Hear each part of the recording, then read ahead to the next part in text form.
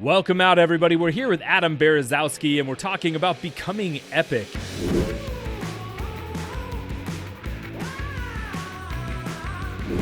Now, Adam, we were talking about how crazy the fitness and nutrition space is in terms of fads and, all these crazy trends that tend to happen. What are some things that just drive you crazy in the fitness and nutrition space? Well, it's the basics. For me, it's like the misconception of what a diet really is. The diet realm, it's the quick fix, it's the magic pill, it's the eat this and you're going to, see all the success that you're going to do. But there's I always say there's a diet that works for everybody, but there's not one diet that works for everybody. And when it comes down to specifics in nutrition, not everybody's the same. People burn more calories than the other, and people don't even understand what calories are versus how much protein they need to be eating. And there's so much misinformation out there when it comes to nutrition that it's just I don't know. I always say you can go to Dr. Google and get a prescription of the perfect diet, right? But there's just no such thing as the perfect diet, just, because it's all fatty in that sense. Yeah. So what are some things that you hear all the time, like juice cleanses and the keto diet? There's all these every week there's a new trend going on, right? Are there any that you just think are super bad? I can't say, because I don't like talking bad about anything that propels somebody to want to get in shape, right? But the one thing that drives me nuts is the intermittent fasting ideology, right? It's if you got up at a certain time, you ate breakfast at the right time, you had lunch and dinner, and you go to sleep at the right time, and you get the 8 to 10 hours of sleep that we should, there's your fasting. So it's the ideology of what fasting is, because fasting has been there forever, because breakfast stands for breaking the fast, but it's now marketed to people as a diet because of our poor living habits, really. I would say that that's the number one kind of cringy thing. And then the basic one is I got to eat 1,200 calories, the whole, burn, eat as little as possible, burn as much as I can, and that should give me my results. Right. So, yeah, intermittent fasting is okay, if you can't just control your normal diet, well, then go extreme. And it's so fascinating how so many times people's answer to not having self-control is to try to have greater control, right? And more restriction. And I think sometimes in dieting, restriction is actually what ends up creating the desire. So what would you say to, the way most people approach diets? So, my practice is really just comes down to discipline, really. I mean, it's we all are educated enough to know what is healthy, what isn't healthy, right? Fried chicken compared to grilled chicken, vegetables versus candy and processed foods, so it's it just comes down to discipline and setting up yourself with much better habits, and don't put yourself in a situation that's going to allow that to happen, and that's I guess what I work on with my clients is really the dictation of developing discipline in their life versus here's this piece of paper, eat this, right? And you're going to see the goals versus here, I'm going to educate you and teach you how to eat properly for you and your body type and your goals, and then let them figure it out and, kind of trial and error from there. So, yeah, absolutely. So, with people who are struggling with discipline, are you a firm believer that it's got to be all or nothing, or is there room for people to just be making progress as they're focusing on health and nutrition? Yeah. So I generally, for big picture, I have people focus on the 80-20 rule. 80% eat clean, 20% do whatever they want, live their life, drink their alcohol, enjoy their life, right? We have one life to live. There's no reason for true restriction. When people ask me about what I do in my personal nutrition journey, they think I'm batshit crazy and super restrictive. But in reality, it's what I enjoy. I cook all my foods. When I go out to eat with my friends, I actually eat before I go, so I don't have to order bad food. I choose not to drink alcohol just because of the negative side effects are much more negative than the positive of the good moment that you have while drinking. And so I'm not a firm believer of all in, just because then you tend to be nothing because it's just too much to handle. Yeah. And so I like that you're able to separate out what you do and what you advise. I think a lot of people they think that it's their way is the only way to do things. So I like that your open mindedness there.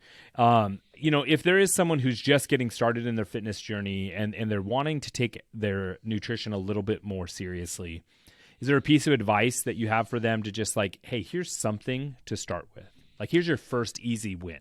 Yeah, there's actually two is drink a gallon of water a day, which is a lot harder, but it's the most easiest thing because water's free. You can get it from anywhere.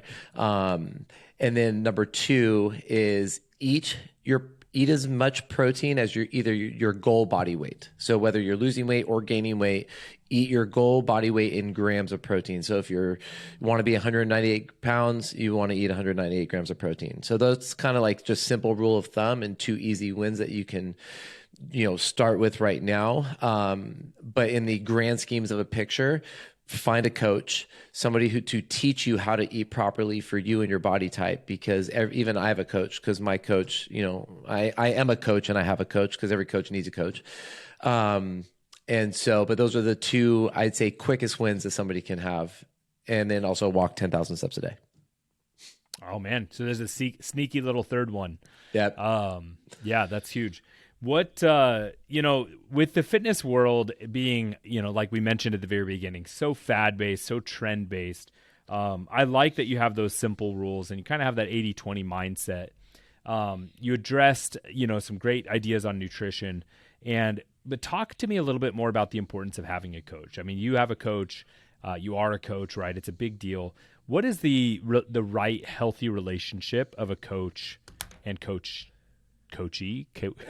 coach and client, that relationship? Well, the right coach should develop a plan for you in your life and your goals. There are a lot of coaches out there that want you to do what they have done and what their expectation is of you versus like what your expectation is of yourself. I'd say the biggest benefit of having a coach is during the realms of like pivotal moments in your life. Like you have a baby, you got a new job, your schedule changes, you go to school, to shift your plan when needed, because that's life, right? Life throws curveballs at you and obstacles and all that stuff. And you have to shift and pivot, just like what we did during the pandemic with my business. Like we had to pivot to an online business to stay afloat. You have to do the same with your nutrition in all areas of your life, because even when you accomplish your goal of either losing weight, gaining weight, becoming a better performer, there comes a time when you have to shift and pivot. And so I think that's the benefit of having a good coach that will work with you along your journey. Yeah, absolutely. And so as a coach, what are some things that you do to ensure that you're being a good coach? It's really getting the feedback from the client and making sure that I build a connection. Just because for me, even with our clients that I don't work on with nutrition, it's building that right connection. So that way that no matter what they do, they're going to see the results that they want, and for me, if you can't connect with them, you're not going to be able to understand where they're coming from, their emotional background. Like I'm on a fitness journey. So was 262 pounds. I lost 80 pounds in less than a year, did it completely wrong. Right. And then I re-educated myself on nutrition. And then as I got within the realm of nutrition, then I start to teach, but I also understand the emotional baggage that comes with being overweight and not being with where you're at. And those days when you feel weak and you want to have that chocolate or you want to have that pizza. And then to know that one bad moment's not going to define the next 3 years of your life or 5 years of your life or whatever, And so, I think that's across the board in fitness in general. There's a lot of coaches, trainers that have never felt the emotional baggage of being out of shape, and they don't know what it's like. So they don't have that type of empathy. And I think that's the biggest thing for me is being, patient with the client, knowing that they're not going to get it right away. They have lives, they've got kids, they've got jobs, all these factors that come into play that you just have to go to their level versus expect them to come to yours. I think empathy is probably one of the most lacked talents and skills in the coaching industry. And I think you hit it spot on that if somebody hasn't if they've never experienced what they're trying to coach you through, that doesn't mean that they won't be effective, but it's definitely going to be a challenge. And so, Yep. and I think in health and fitness, it's amazing how many times coaches are like, okay, well, yeah, you're an 18-year-old who's never been out of shape and you feel amazing. Well, it's hard to connect with the 40-year-old who just lost or needs to lose 80 pounds, right? It's just a different situation. Doesn't mean they can't coach you on good, barbell form, but it may mean they're going to lack some empathy when your knees are hurting. And within what are some of your upcoming goals in let's start just on the health and fitness side. You do a lot of really cool things. Yeah. So for me personally, well, I have a big goal coming up. It's my birthday and I'm turning 38 and I'm actually going out to run 38 miles for my birthday. And my clients are like, oh, you're so crazy. And I think people are crazy going out drinking all night, but to each their own. I like to forcefully do hard things. And I don't know what it is. I like the pain. I like the thrill of it. So that's one massive goal that I have, and that's actually next weekend, or this weekend. And then towards the end of the year, I'm really getting into like ultra distance races, like 50Ks among those things, and trying to get my clients, because they've seen my journey. I'm very open about where I've been, where I'm at now, and where I want to go, just because I want to paint the picture of what's possible for, anybody. Right. And I'm the kind of, if you're not training for something, what's the point of working out guy, right? And so I always need something to like push myself or to be exciting. So I'm really into like Spartan races and stuff. And what's cool is that we do a lot of that with our clients specifically, and go out, and I tend to lead from the back in those and make sure like the clients in the back tend to, get over the obstacles, have a fun time, do something that they've never done before to really prove to them that they're capable of so much more. And then they're like, it's like drinking the punch, right? You just get addicted, and and then it's like, oh, when's the next one? Like we just did one last weekend, and now everybody's like, oh, when's the next one? We're all signing up, and it's like, I'm like, slow down, you guys are signing up for too much stuff right away. But it's kind of the nature of the beast.